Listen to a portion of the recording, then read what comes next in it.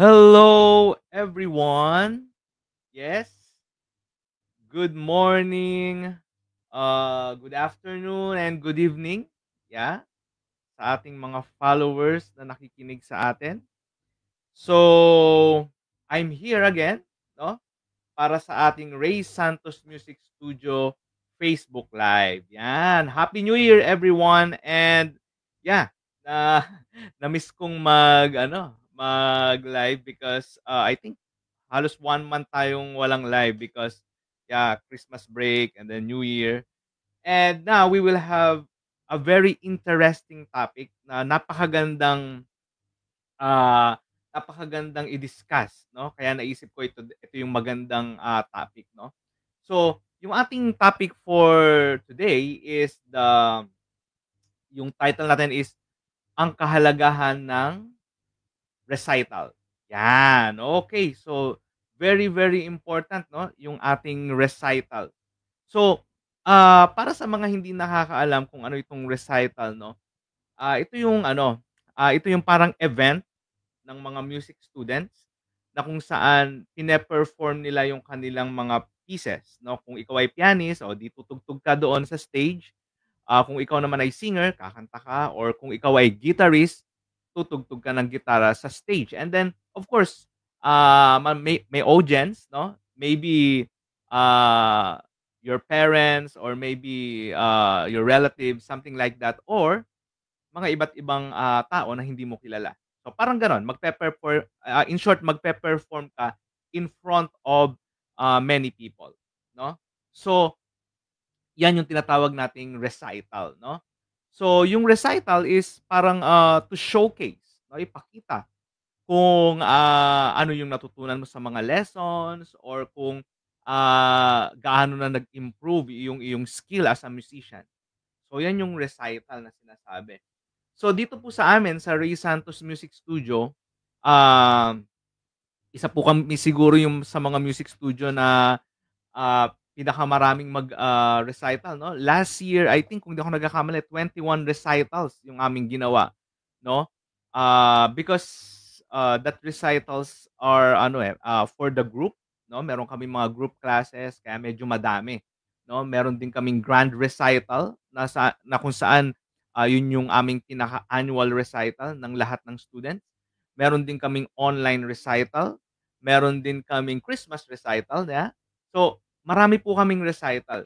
Now, bakit po namin ginagawa itong, recital? Because, this is very, very important, 'no?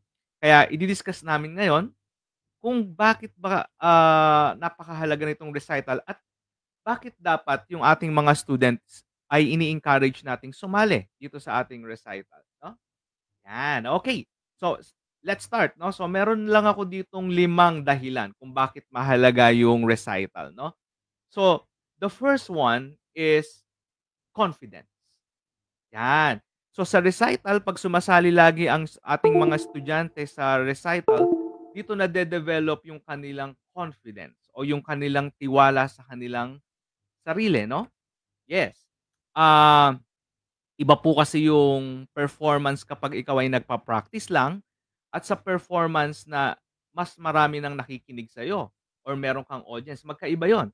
Alam nyo, sa experience ko dati 'no, minsan 'pag kinakanta ko yung piyesa ko or tinutugtog ko yung piyesa ko, nagtataka ako.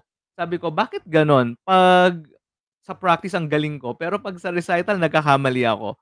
'No? Because magkaiba yung feeling, 'no? Magkaiba yung feeling ng may nakikinig sa'yo at yung nag-iisa ka lang nagpa-practice, 'no? So, siyempre kapag marami kang kaharap na, tao, nandiyan na yung kinakabahan ka, 'no? So nagiging cause yun excuse me, nagiging cause yun ng pagkakamali. So so kaya napakaganda.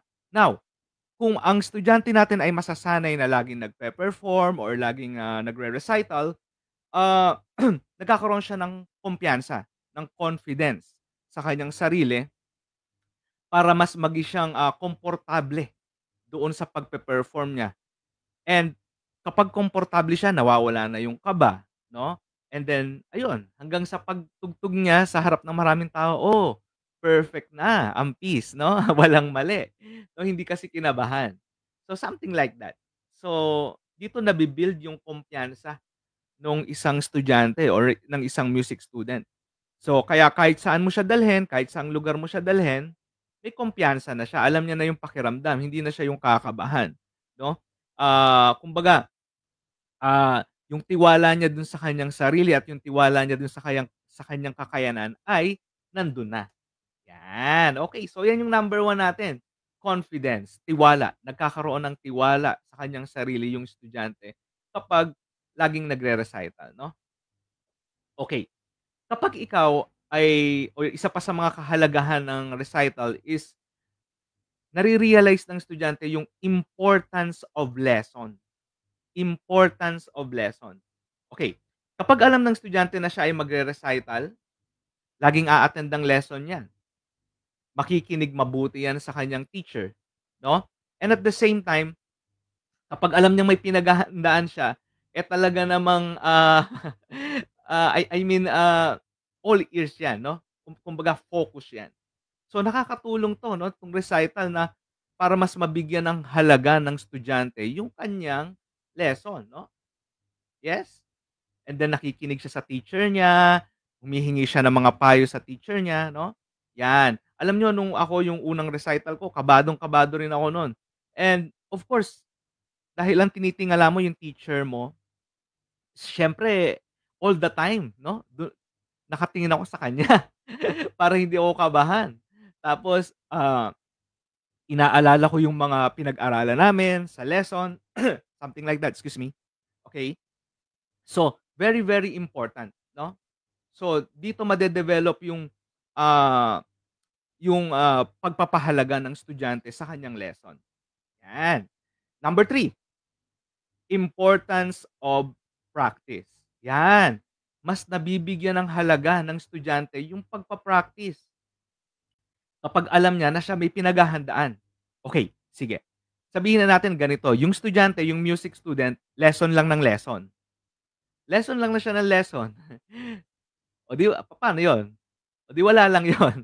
Lesson lang siya ng lesson. Ngayon minsan mapapatanong siguro yung estudyante, "Bakit ako lesson ng lesson?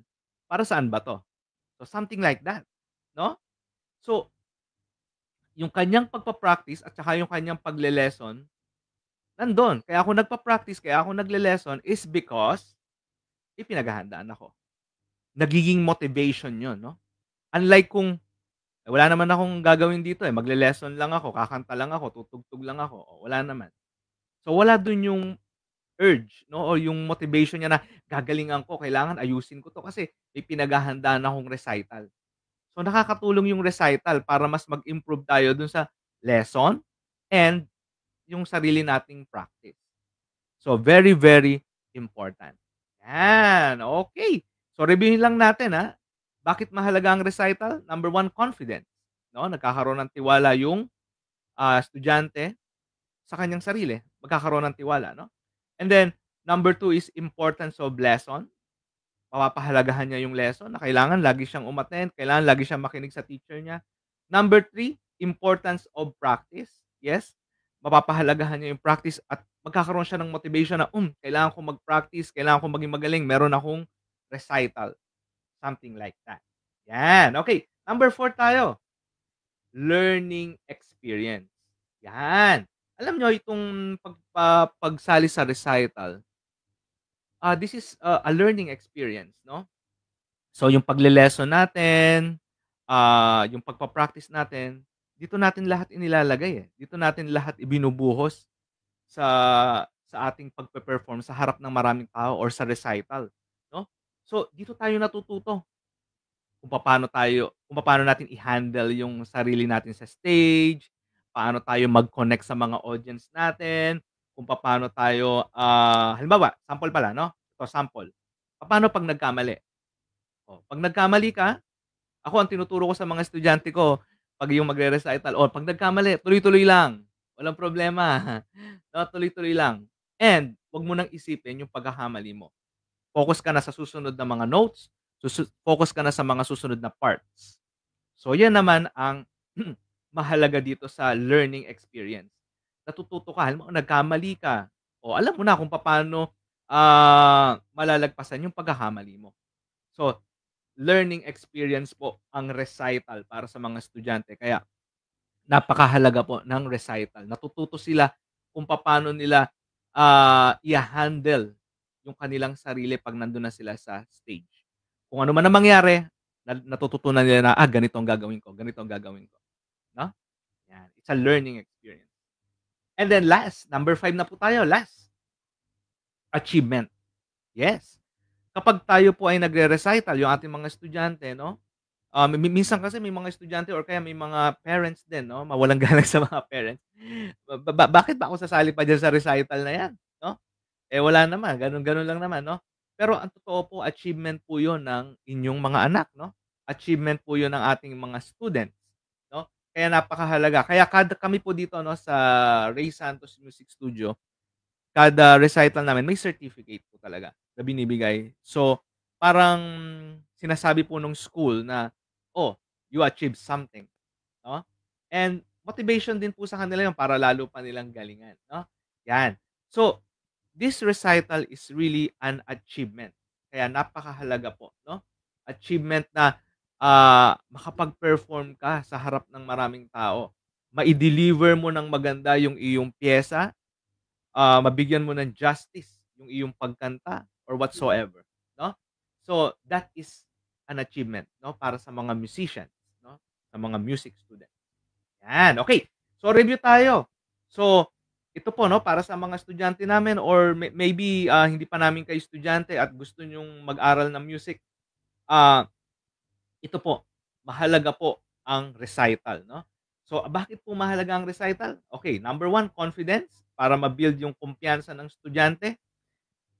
Number two, importance of practice para magkaroon siya ng mapahalagahan niya lalo yung kahalagahan 'no, ng lesson 'no.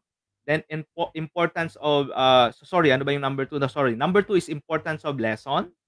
Number three is importance of practice. Yan, para mapahalagahan niya yung kanyang pagpa-practice. So, talagang magpa-practice siya kasi may recital 'no. And then number four, learning experience. Natututo siya kung paano niya dadalhin yung kanyang sarili sa, sa stage 'no or sa pagpe-perform. And then last one is, achievement. Yan, okay. So ang recital ay isang achievement. So hindi lang po siya basta-basta parang, "O sige, nakapag-perform na yung mga bata or mga estudyante, okay na yun." 'No? Okay, so yan po yung, 5 bagay 'no or 5 reason bakit mahalaga ang recital. And, before I end 'no, meron lang po tayong mga konting announcement, okay. So, first announcement, teka lang saglit lang po 'no. Hanapin ko lang yung mga announcement ko na mahalaga 'no. Okay, so dito po tayo sa aming mga group lesson, okay. Magkakaroon po kami ng ukulele class batch 2 dito sa Canlalay, Biñan, Laguna 'no, sa January 18, 2024. Yan, every Saturday po yan, 10 AM to 12 PM. Yan, okay. So, yan po ay nagkakahalaga lamang ng 3,500 pesos for 10 sessions. Ang early bird promo po namin ay 3,000 pesos. So, ibig sabihin, discounted price po to, tong 3,000 pesos, till January 11. So, kung kayo po ay magpa-enroll bago ang January 11 or January 11, 3,000 pesos na lang po yung inyong babayaran 'no, for 10 sessions po 'yan. Yan, okay. So, kung interesado po kayo sa, ukulele class 'no, group po 'to, group class, ukulele class batch 2, PM lang po kayo dito sa aming page, okay. And then isa pa pong announcement, guitar class batch 15, batch 15 na po kami sa aming guitar class. Ito naman po ay mangyayari sa February 1, yan, February 1, 2025. Ito naman po ay every Saturday din from 1 PM to 3 PM. 10 sessions po siya. Gano'n din po yung kanyang price, 3,500 for 10 session. However, meron din po kaming, early bird promo dito hanggang January 26. So 'yan. So kung mag-enroll kayo bago ang January 26 or January 26, 3,000 pesos na lang ang inyong babayaran. Yan, okay. So yan po yung aming mga program this new year, ukulele class and guitar class. So kung kayo po ay interesado, yan, PM lang po kayo sa page and para makuha po makakuha kayo ng details. Yan, okay. So thank you very much po sa ating mga kasama ngayon na nakikinig sa atin. Thank you very much and I hope may natutunan po kayo dito sa ating short session. And I'll see you again next week, every Thursday, 7:15 p.m. Ray Santos Music Studio, Facebook Live. Bye-bye. God bless and Happy New Year.